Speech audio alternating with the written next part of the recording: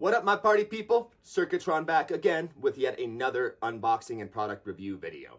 This time around, we will be covering 28 years later, the 4K Steelbook release. Why don't we jump right into this thing?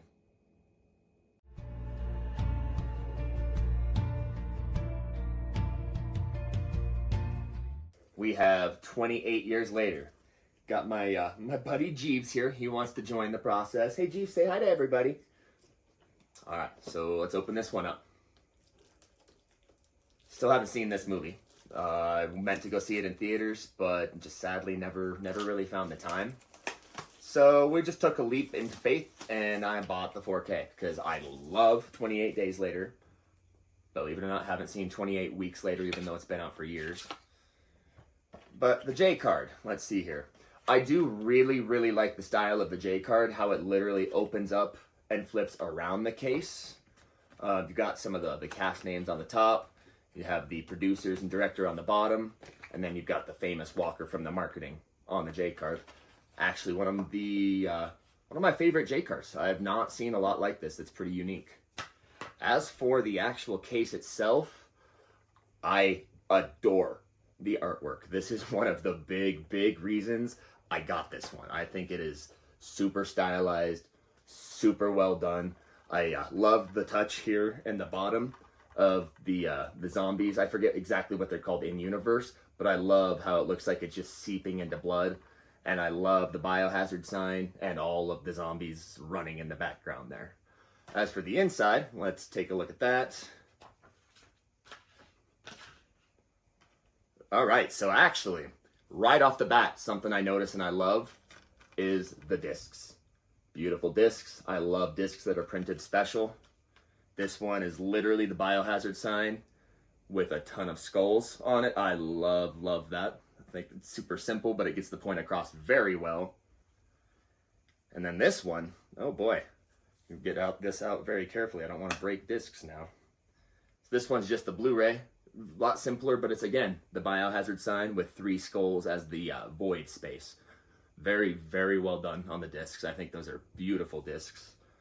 And then the inside, I don't understand the significance of this scene yet. Obviously, skulls have a huge part to play in this movie, but just have the picture there from somewhere in the movie where someone's hand in someone else's skull, it looks like. Overall, I'm pretty dang impressed with this one. I think they did a very good job, especially on that cover art. That is beautiful cover art.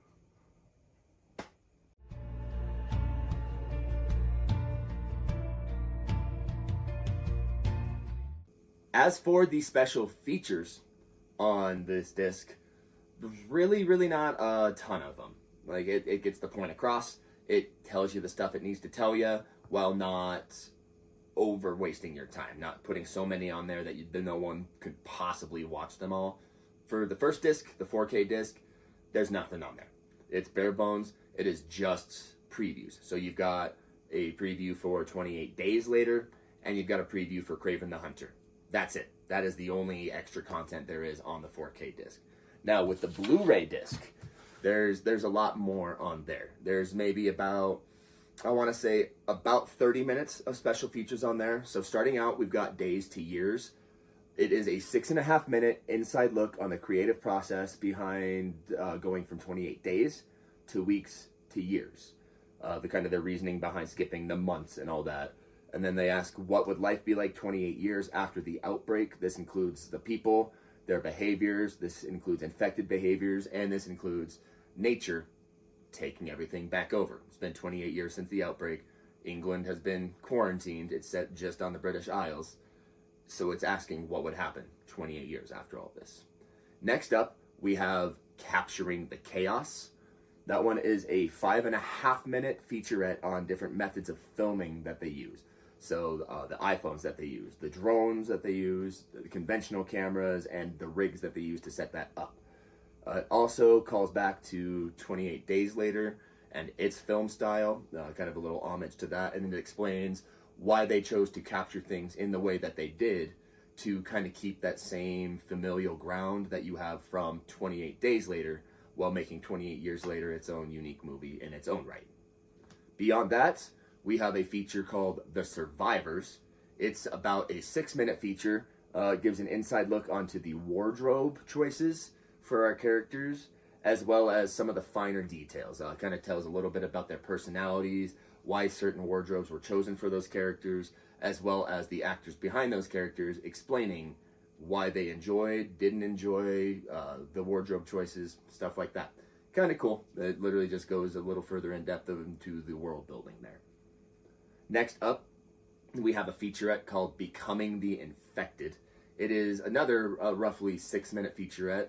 So this one, it features details about the creation of our infected, including each of the variants that we have and the behaviors that they exhibit, why they were all naked in the movie. Obviously, kind of like the reasoning says, it's 28 years later, they're zombies, they're not going to go to the store and find clothes and clothe themselves. So it kind of details some of that and shows some of the prosthetics that they use to make them naked. And then it also shows the grueling makeup process, as well as some of the effects that they use to get some of those zombies, some of those infected, to look just crazy as possible. Next up, there's also a feature called Behind the Cameras. That one is about 7.5 minutes. This one is going to be an in-depth featurette with Danny Boyle, the director of 28 Years Later, where he details the full creative process behind the movie. So he starts when he's talking about storyboards and scripting. Then he goes to location selection, talks about the filming format, and then they show off a lot of the cameras and the lenses that they use. This one I thought was really, really neat. It doesn't show really a whole lot on the production side of things, like where they're actually working with the actors, but it's set in just a cool little movie studio where they're literally showing off how they built their rigs, what a lot of the cameras they use are, what the lenses that they're using are. They really, really explain why they made a lot of the choices that they made for the movie when it comes to their equipment. I thought that was pretty neat. Beyond that, there is one more. It's just kind of the same as the 4K disc. You've got the two previews, 28 Days Later and Kraven the Hunter. Nothing to write home about. Most people don't intentionally go through special features to watch previews, but that is there too if you so choose. So special features, all right, smattering of them. The first disc doesn't have anything. The second disc will have your lion's share of them, and they've got about 30, 32, 33 minutes of special features. So still something good for fans to look at.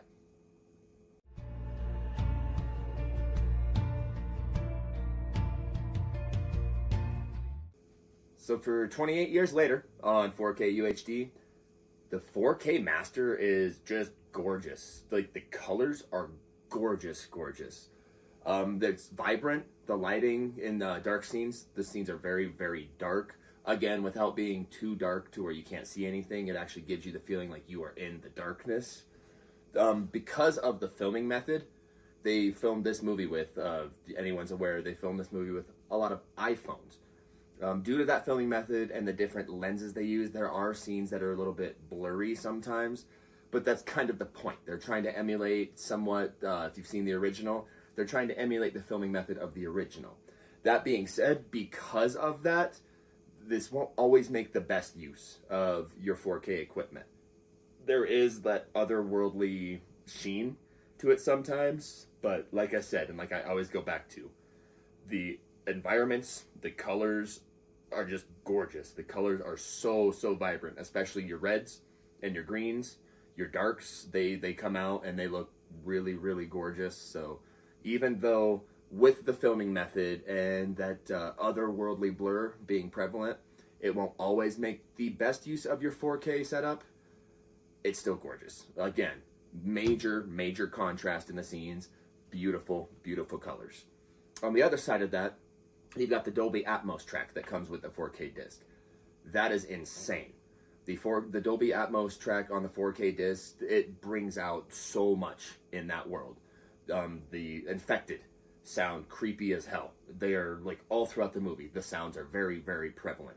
The music is insane. The music sounds great. It really, really immersed me into the world of the movie because the music, the basses are just deep as heck.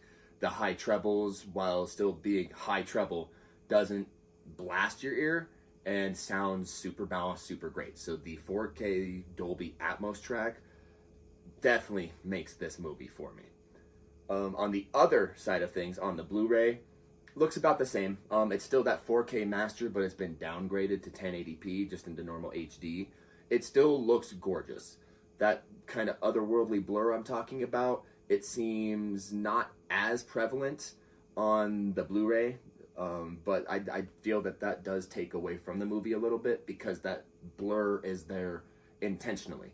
They're going for that otherworldly feel. They're going for that home video type of shooting.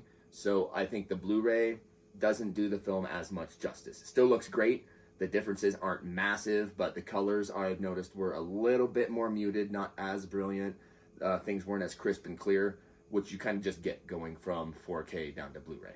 That being said, though, still, the HD master on the Blu-ray is still definitely worth it, and is still a very, very great way to watch the film if you don't have equipment that you can run 4K on.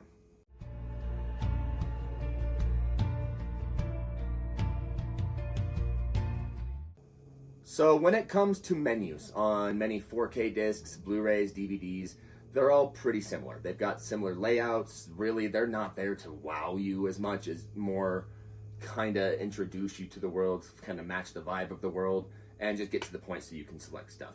This is no different. The menu is pretty simple. Along the bottom of the screen, you've got the play movie, scenes, setup, extras, all that.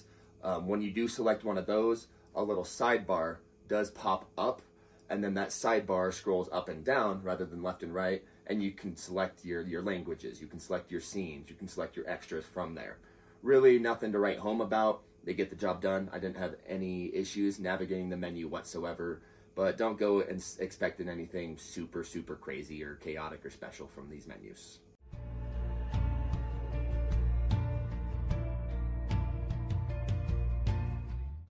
For the language options on these discs, they've got a relatively good amount of languages.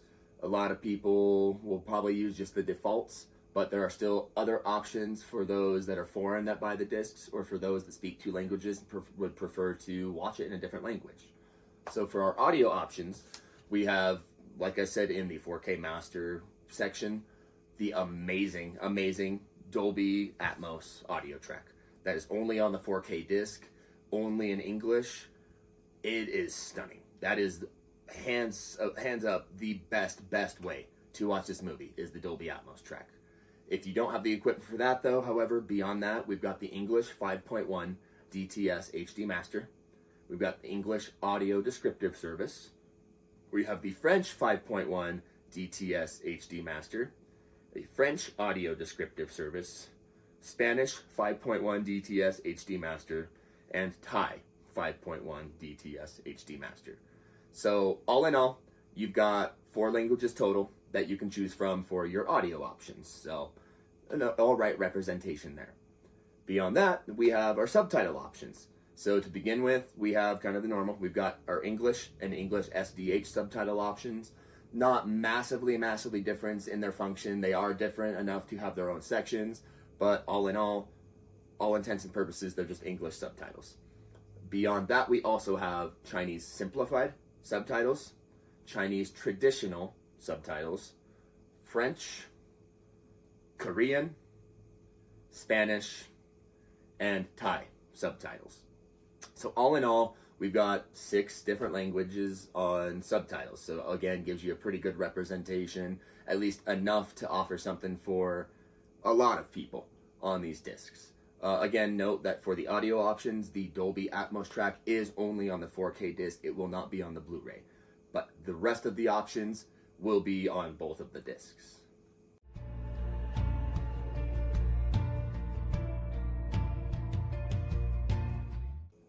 The 28 years later home release is one I am definitely happy to add to my collection. It is not my favorite home release by any means. The special features on here, I do wish there was a little bit more, especially the absence of a commentary track. I really, really wish that there was some kind of commentary track, but that's never a make or break it for me. Never a make or break it, because a lot of movies nowadays don't come with commentary tracks. If I had to rate this one, honestly, I would probably give this release a 7 out of 10. Not my absolute favorite, not garbage by any means. The art itself, gorgeous. That's the big reason I got this release. Instead of a normal case, I got the Steelbook case. The art is just gorgeous on this. Like I touched on the special features, nothing to write home about, but there's still a good enough variety of them that it was still enjoyable to watch, and I learned some really cool things about the movie. Language options, you've got a pretty good variety of those. 4K master looks gorgeous, even though it's got kind of that weird otherworldly vibe to it. It still looks beautiful. And that Dolby Atmos track, I can't shut up about that Dolby Atmos track. It's amazing. It makes that movie so immersive. So yeah, again, I would give this a 7 out of 10. And with that comes the end of another unboxing and product review video. I hope that this video helped you guys decide whether this release of 28 years later is worth picking up, waiting down the line for, or avoiding altogether. I did enjoy this release quite a bit. The movie itself, just gorgeous. Absolutely gorgeous. The special features, while not having quite the amount that I wanted, did still show some really neat behind the scenes stuff. And I mean this case. This case right here, gorgeous. That's one of the big reasons I picked this release up to begin with. If you guys did enjoy the video, please consider subscribing, hitting that notification bell, and commenting down below. I would love to hear what you guys think of this home release. With that being said though, guys, thank you all so much for stopping by. I love you all so much, and until next time, peace.